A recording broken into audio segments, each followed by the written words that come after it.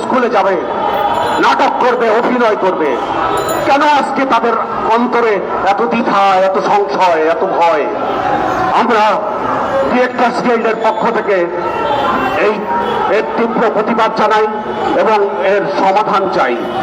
বিচার কবে হবে সেটি পরের কথা, সেটি পরের বিষয়। 90 দিনে একটা ধর্ষণের মামলা হয়ে 90 দিনে যদি বিচার হতে হয়, সেই 90 দিনে আরো 1000 ধর্ষণ হয়ে যাবে।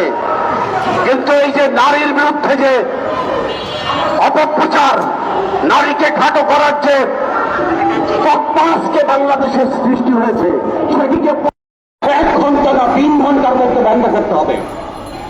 এটি হচ্ছে প্রথম কাজ। আমরা আশা করব যে সরকার সেদিকে দৃষ্টি দেবেন। আমরা এই ঘৃণা জানাই, এর তীব্র প্রতিবাদ জানাই। এই নারী ধর্ষণ থেকে এই জাতি মুক্ত হোক, এই আমাদের প্রত্যাশা। ধন্যবাদ সবাইকে। ধন্যবাদ শহীদ রেহান ভাই। আজকের এই মানববন্ধনে আমাদের হাউস ওনার্স অ্যাসোসিয়েশনের সাধারণ সম্পাদক বাবলু ভাইকে সংক্ষিপ্ত বক্তব্য রাখার জন্য অনুরোধ করছি। আমি সংক্ষিপ্ত বক্তব্য দিচ্ছি। আমাদের হচ্ছে ক্যামেরা হাউস ওনার অ্যাসোসিয়েশন। এই শিল্পী সমাজ এবং ক্যামেরার সামনে এবং পিছনের প্রতিটি মানুষ আজ মাঠে থাকার কথা। সামনে আমাদের ঈদ, আমাদের উৎসব এবং আমাদের এখন সিজন, সেইটাকে আমরা না থাকতে পেরে আজকে আমাদের এখানে প্রেস ক্লাবের সামনে দাঁড়াতে হয়েছে। আজকে আমার বলতে ইচ্ছে করে, এদেশের যখন রাজনীতিতে নতুন নতুন দল গঠন নিয়ে সবাই ব্যস্ত, তখন এরকম একটা দর্শন হচ্ছে, মহিলাদের উপর নির্যাতন হচ্ছে, আপনারা কোথায়? আপনারা এখনো রাজনীতি নিয়ে ব্যস্ত।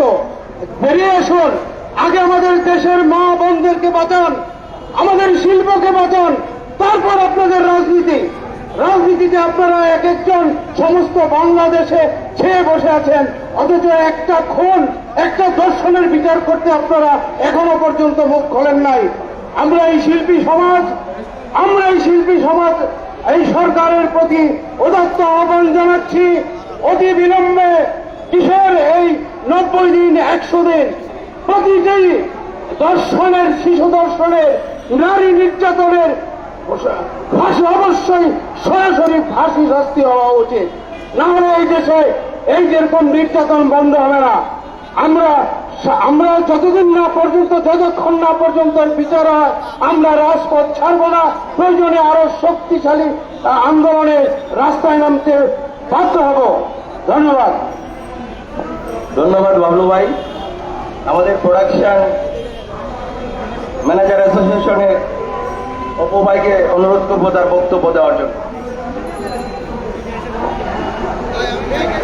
বিসমিল্লাহির রহমানির রহিম। আজকে আমরা এখানে সমবেত হয়েছি, আসলে সে বিষয়টি আপনারা সবাই অবগত আছেন। আমি একজন বাবা হিসাবে বলবো, আমার একটি পরিবার আছে, সন্তান আছে, আমার ঘরে 2টি মেয়ে আছে। আমি কিন্তু সর্বক্ষণ সেই মেয়েদেরকে নিয়ে চিন্তিত থাকি। আমি লজ্জায় মুখ ফিরিয়ে রাখি, সন্তানের দিকে তাকাতে পারতেছি না। এই মর্মে আমরা শিল্পী সমাজ এখানে দাঁড়াবার কথা ছিল না, কিন্তু অসুস্থভাবে আমাদেরকে যেভাবে সমাজকে চিন্তিত করে ফেলেছে, সেটা মোটেও কাম্য নয়। আমরা চাই দেশে বাচ্চাদের নিরাপদ থাকবে, সুস্থ থাকবে, কোনো যেন উচ্ছৃঙ্খলতা না হয়। সন্তানদেরকে আমরা নিরাপদে দেখতে চাই। ভবিষ্যতে যেন এরকম কোন জন্য ঘটনা না ঘটে, সেজন্য রাষ্ট্রের প্রতি উদাত্ত আহ্বান জানাচ্ছি।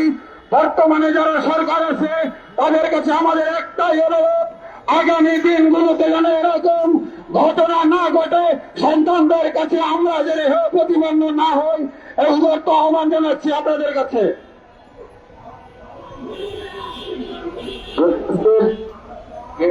আয়োজিত আজকের এই মানববন্ধনে আমাদের সদস্য নির্মাতা মুক্তি মাহমুদকে কিছু বলার জন্য অনুরোধ করছি।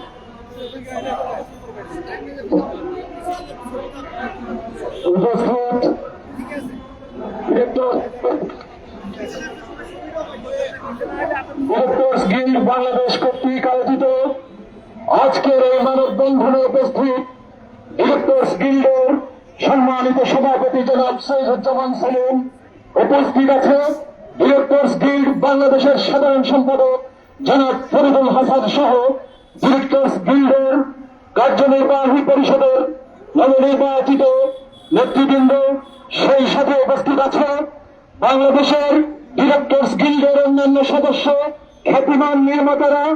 আজকে এই প্রেস ক্লাবের সামনে আমরা দাঁড়িয়েছি একটি মাত্র কারণ, ধর্ষণ। এই ধর্ষণের বিরুদ্ধে প্রতিবাদ জানাতে, ধর্ষকদের জন্য উপযুক্ত শাস্তির দাবিতে আজকে এই প্রেস ক্লাবের সামনে নির্মাতা সংগঠনের পক্ষ থেকে আজকে নির্মাতারা মানববন্ধনে দাঁড়িয়েছে।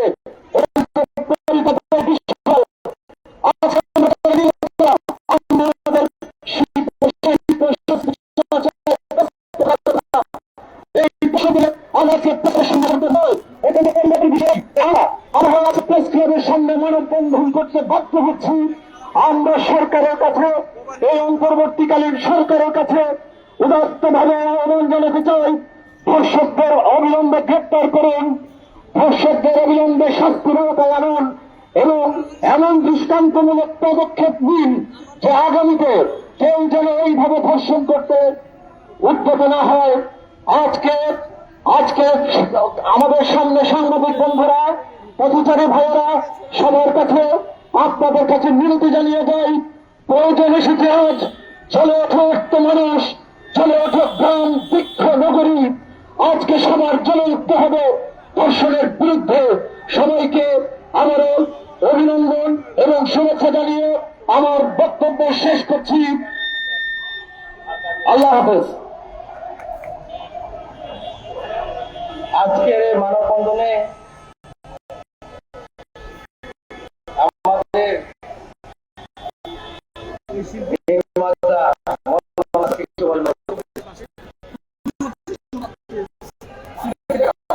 ধন্যবাদ।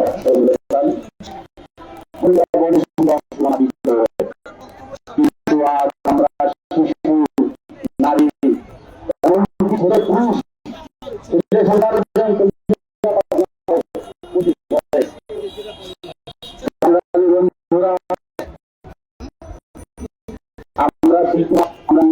আমরা নাটক নির্মাণ করি। আমাদের আবার বানানো প্রয়োজন ছিল না। গত 15-17 বছরে আমরা দাঁড়াইনি, কিন্তু আমরা বাধ্য হচ্ছি।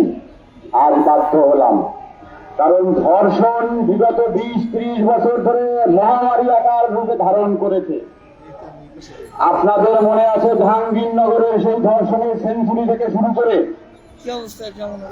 কুমিল্লার সেই মৃত্যু পর্যন্ত, মুড়িয়া ধর্ষণ এবং হত্যা পর্যন্ত আমরা কখনো দাঁড়াইনি, কিন্তু আজ বাধ্য হচ্ছি। যখন পিতা, পুত্র, কনিষ্ঠ, জ্যেষ্ঠ সবাই মিলে একটা বাচ্চাকে ধর্ষণ করে, তখন আর আমরা ঘরে থাকতে পারি না। আমরা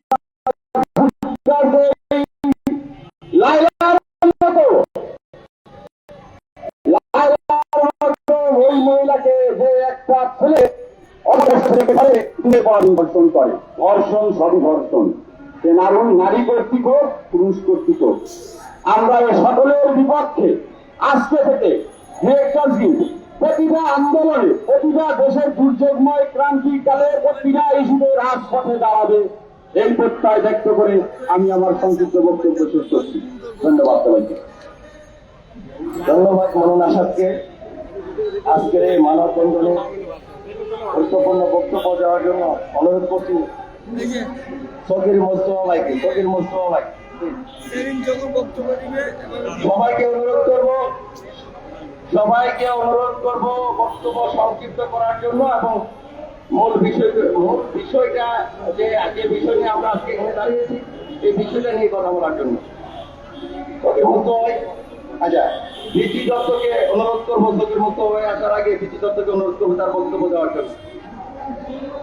2025 সালে এসেও এখনো আমাদের বাংলাদেশে